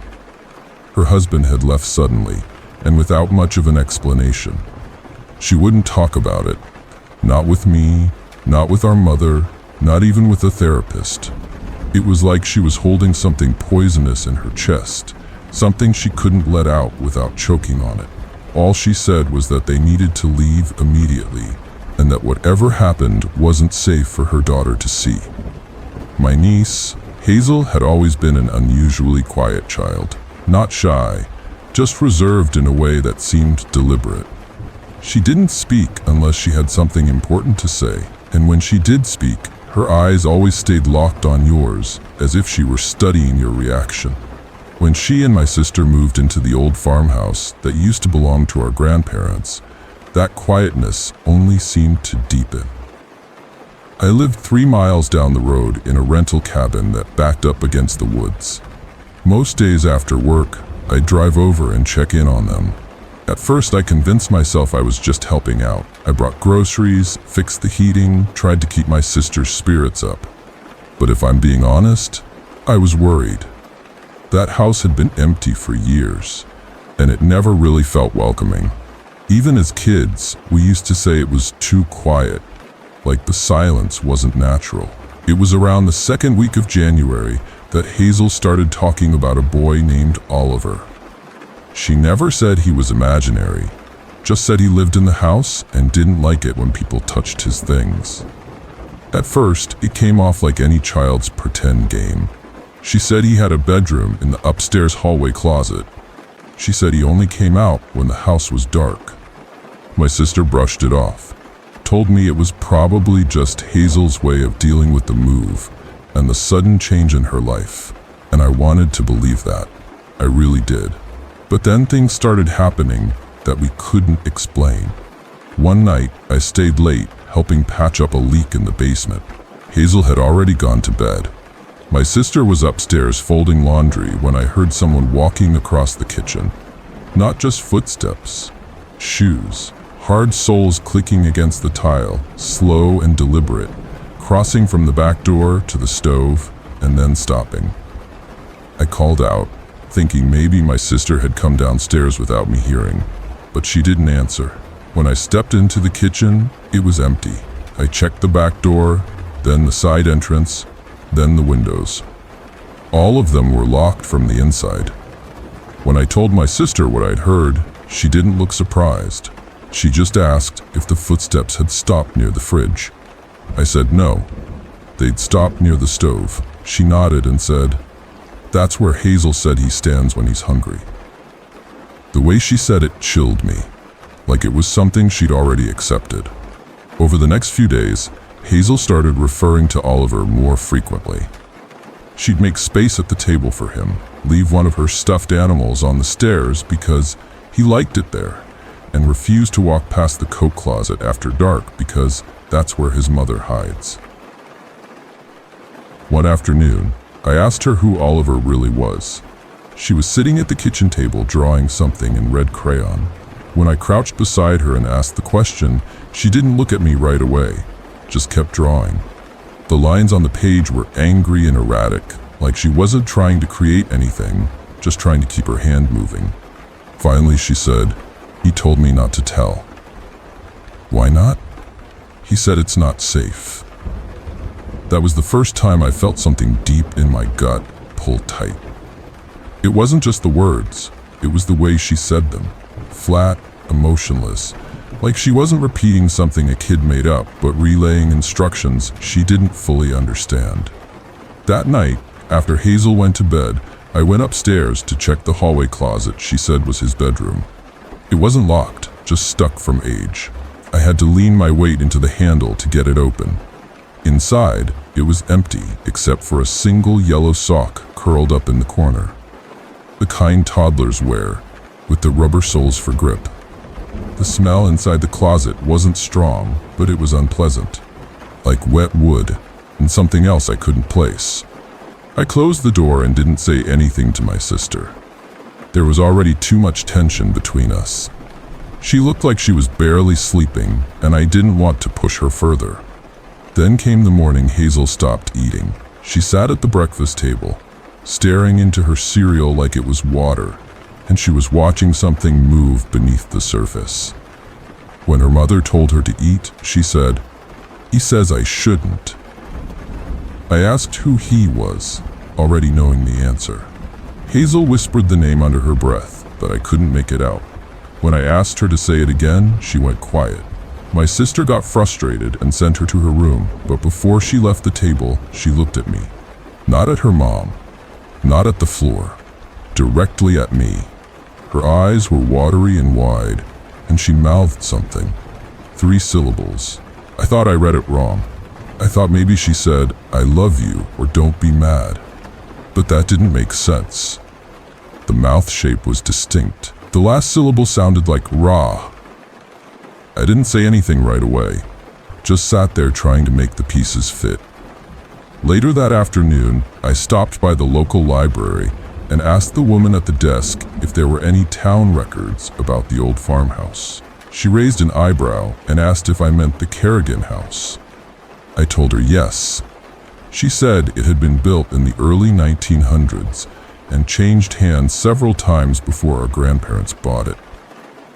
Most of the owners had died in the home, 2 by natural causes, 1 by suicide, and 1 under suspicious circumstances involving a child. She didn't know the full story, just that the child had been removed from the home after the parents were found unresponsive in the basement. No evidence of foul play, no sign of a break-in. The kid just wouldn't speak after that. Not a word, ever again. That night I went back to the house with the intention of sleeping on the couch. My sister had been complaining about nightmares and asked if I could stay the night. I didn't tell her what I'd learned at the library. I figured I'd wait until I had more details. But as I settled onto the couch around 10 o'clock, I heard movement upstairs. Not loud, just a soft dragging sound across the floorboards. I called up to my sister, but she was already asleep. Hazel's bedroom door was shut, and the hallway light was off. I grabbed the flashlight from the kitchen drawer and started up the stairs, each one groaning under my weight. When I reached the top landing, I aimed the light toward the far end of the hall. The closet door was wide open. Hazel's drawings were tacked to the inside walls. They hadn't been there before. Each one had been done in crayon, mostly red and black. The drawings didn't look like anything at first, just scribbles. But when I took a closer look, I realized they were all of the same face. Round eyes, too close together. A mouth stretched wide, too wide, no teeth. Just a red void. And below each drawing was the same word, written in childlike handwriting. Not Oliver. Not any name I recognized. It was a name that didn't make sense. I whispered it aloud, trying to make it sound like something I could understand, and as soon as I did, I heard Hazel's bedroom door creak open behind me. She stood in the doorway, barefoot, hair clinging to her face like she'd been sweating. Her voice was small when she spoke. "You shouldn't say it. He's listening." I turned to ask her what the name meant, but her expression stopped me cold. It wasn't fear, it was grief. The kind of look you see on someone who already knows what's going to happen. That night, I didn't sleep. I lay on the living room couch, arms crossed over my chest, watching the hallway that led to the stairs. Every creak in the house felt amplified. The old wooden frame settled constantly, with slow pops and shifting groans, like it was being pushed from inside. Just before dawn, I heard the refrigerator door open and close. I stood and stepped quietly into the kitchen, expecting to see my sister getting water. But it was empty. The door hadn't even closed all the way. It stood slightly ajar, just enough to feel wrong. I walked over and shut it. My hand stayed on the handle a moment longer than necessary. I kept waiting for the sound of footsteps behind me, but nothing came. The next day, I told my sister we needed to talk about Hazel, about the things she was saying. At first, she dismissed it as a phase, but I could see in her face that she didn't believe that anymore. She looked older than I remembered. Her hair had thinned slightly at the temples, and her skin had taken on a gray cast that no amount of makeup could hide. I told her about the drawings inside the hallway closet. She didn't act surprised. She only said she'd stopped going in there weeks ago. I asked if she knew what name Hazel had written, what it meant. She shook her head, then said something that's haunted me ever since. She said it backwards once, in her sleep. I was standing in the doorway. Her mouth opened like she couldn't breathe, and she just said it, reversed. It didn't sound like language. It sounded like an injury. I asked her to write down what she thought it was, and she scribbled something across a sheet of lined paper. When I saw it, my stomach turned. I couldn't explain it, but there was something about the shape of the word that made my eyes blur for a second, like I wasn't supposed to look at it directly. That evening, I took the page and drove into town. I didn't have a plan. I just knew I needed to find someone who might understand what was happening. I parked near the community center and walked 2 blocks to a used bookstore that doubled as a kind of spiritualist supply shop. It was run by an older woman named Miriam. I didn't know her well, but my mother used to say she was open to things the rest of us pretend not to see. She looked at the paper, then at me. Her eyes didn't leave mine when she said, "You need to burn this, right now, and don't say it out loud." I asked her what it meant. She didn't answer right away, just turned the page face down and folded it twice. Then she leaned in close and whispered that the word was a binding name, not a given name, not something you'd call a person. She said those kinds of names weren't made for speaking, they were made for holding. Holding what? I asked. Miriam looked around the shop, lowered her voice even more, and said, "Things that shouldn't have shape. Things that need a name to stay small." I wanted to ask more, but she stood and started lighting a small dish in the back room. She dropped the folded paper into the flame and watched it until it was ash. She told me not to come back to the store, not with questions, not with anything else from that house. Then she gave me a bottle of oil and a piece of knotted cord. She said to place both above the hallway closet and leave them alone. Don't touch them again, no matter what we heard. I drove back just after 6 o'clock. The sun had already dipped low, and the road back to the farmhouse was darker than usual. There were no streetlights along that stretch, just trees, black and rigid, crowding close to the narrow asphalt. When I stepped inside, the house was cold, too cold for early March. I checked the thermostat, then the fuse box. Everything was working, but the temperature kept dropping.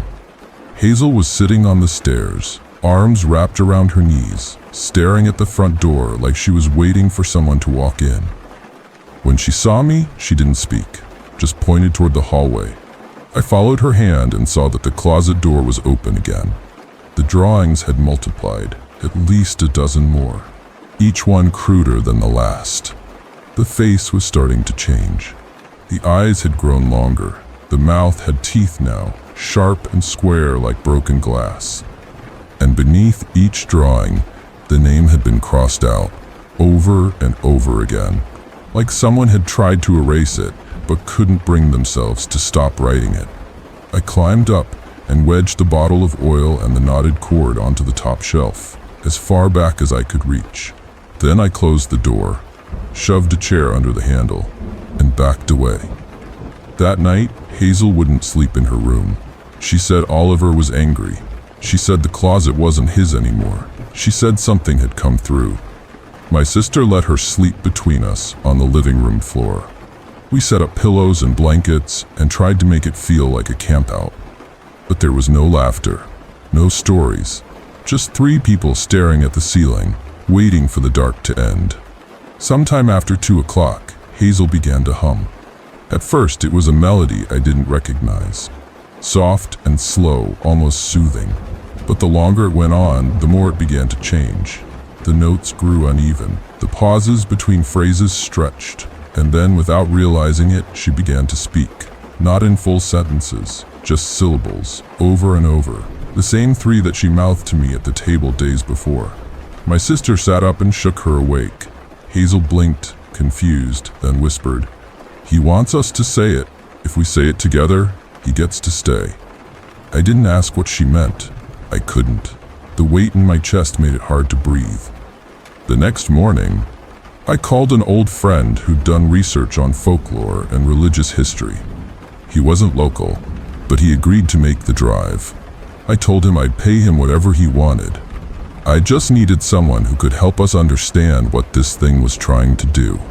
He arrived just before noon the next day.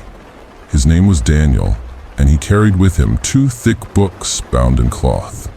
We sat in the kitchen, drinking coffee, while he looked through the notes I'd written and listened to my account of what had happened. When I told him the name Hazel had said, he went quiet. Then he asked if I was sure that's what she'd said. I nodded. He opened one of the books and flipped to a section near the back. There was a passage highlighted in faded ink, describing an old tradition of assigning names without echo to certain presences. Not entities, not demons, just presences. Things that existed behind the veil of normal time and space. Things that only came through when called. The passage claimed that speaking the name wasn't what summoned them. It was believing it belonged to something. Once that belief was accepted, the thing could take form. Not physical form exactly, but enough presence to shape the world around it. To open doors, to climb stairs, to draw children into conversation. Daniel closed the book and said we needed to leave the house that night. All of us. My sister didn't want to. She said leaving would only make it worse. But I insisted. That evening, we packed a few bags and drove to my cabin. Hazel was quiet the entire ride. Not asleep, just distant. Like she was listening to something we couldn't hear. We stayed up late, watching her from the other side of the room.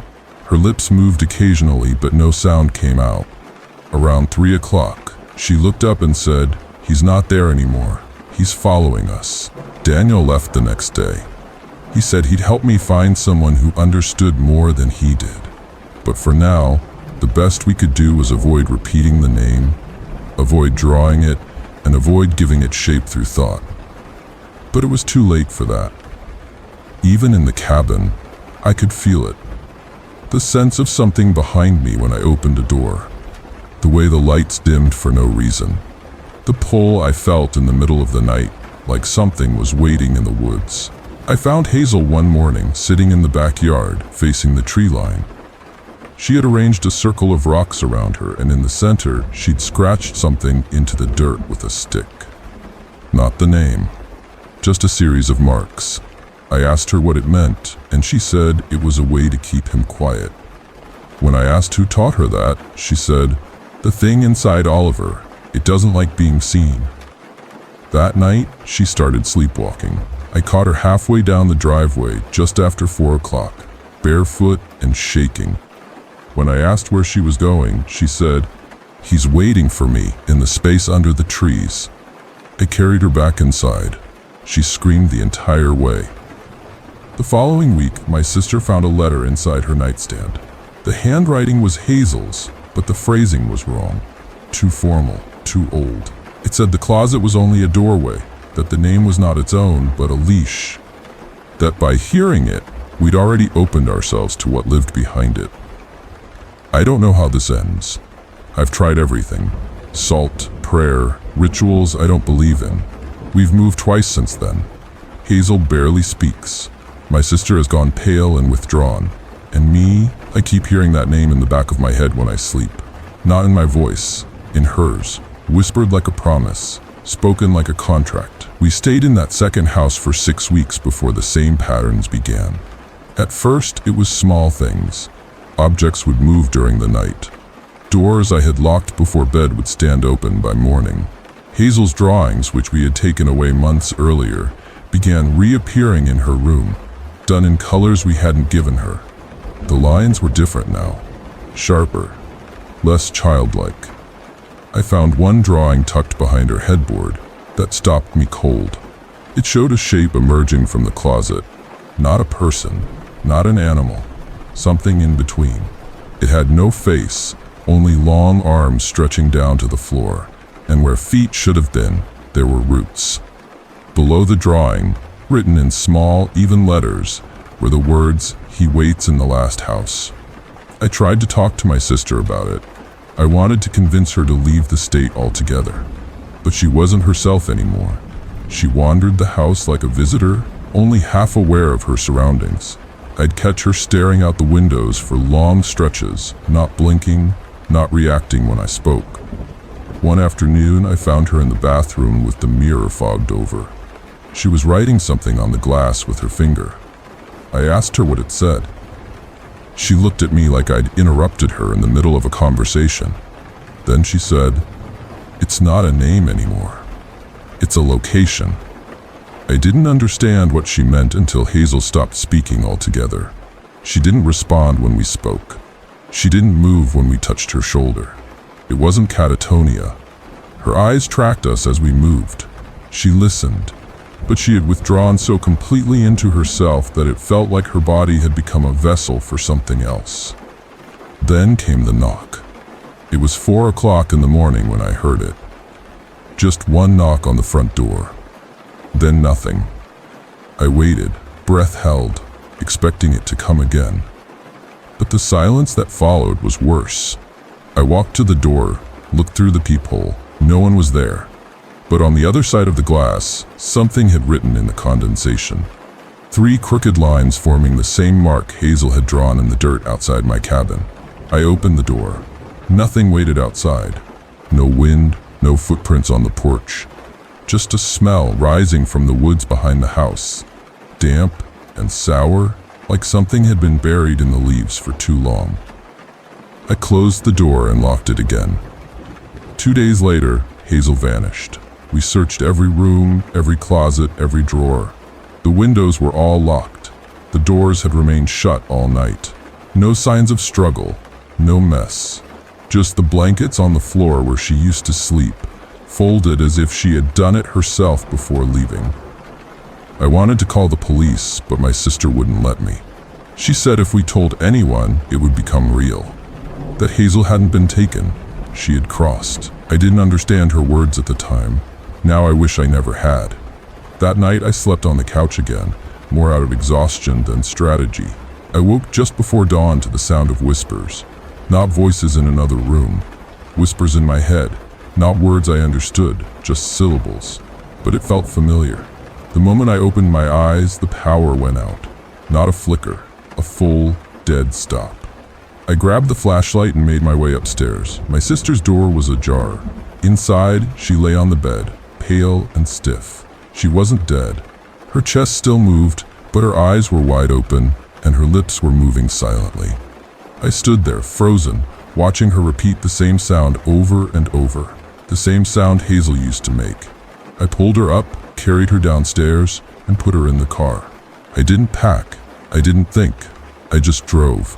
For hours, we ended up in a motel off the highway, somewhere outside the state line. She didn't speak for 2 days. On the third morning, she handed me a folded note. It wasn't in her handwriting. It looked like Hazel's. The note said, "The door only opens in one place. The house remembers." I didn't want to understand, but part of me did. part of me knew we had to go back. We returned to the farmhouse on the first clear day of spring. The grass had overgrown the path to the porch. The windows were coated in dust, and the air around the house felt heavier than I remembered. Not humid, dense, like the pressure was pulling down from above. Inside, nothing had changed. The furniture sat in its old positions. The table was set with 3 bowls, though no one had been there to place them. And upstairs, the hallway closet was wide open. The oil and knotted cord were gone. The walls were blackened, not with soot, but with something sticky, like resin. And inside, there was something new. A ladder. It hadn't been there before. It led down into the floor, into a space that couldn't exist. The closet didn't have a subfloor. There was no basement access from that point, and yet, the ladder descended into total blackness. My sister stood behind me. She didn't speak, but her hand found mine. We both knew where it led. I went first. The air grew colder the farther I descended. Not just cold, hollow, like sound didn't travel properly down there. My foot reached the dirt floor at the bottom after what felt like 30 steps. The space wasn't large, no more than 10 feet across. But it wasn't empty. Hazel stood in the far corner, facing away from me. When I called her name, she didn't move.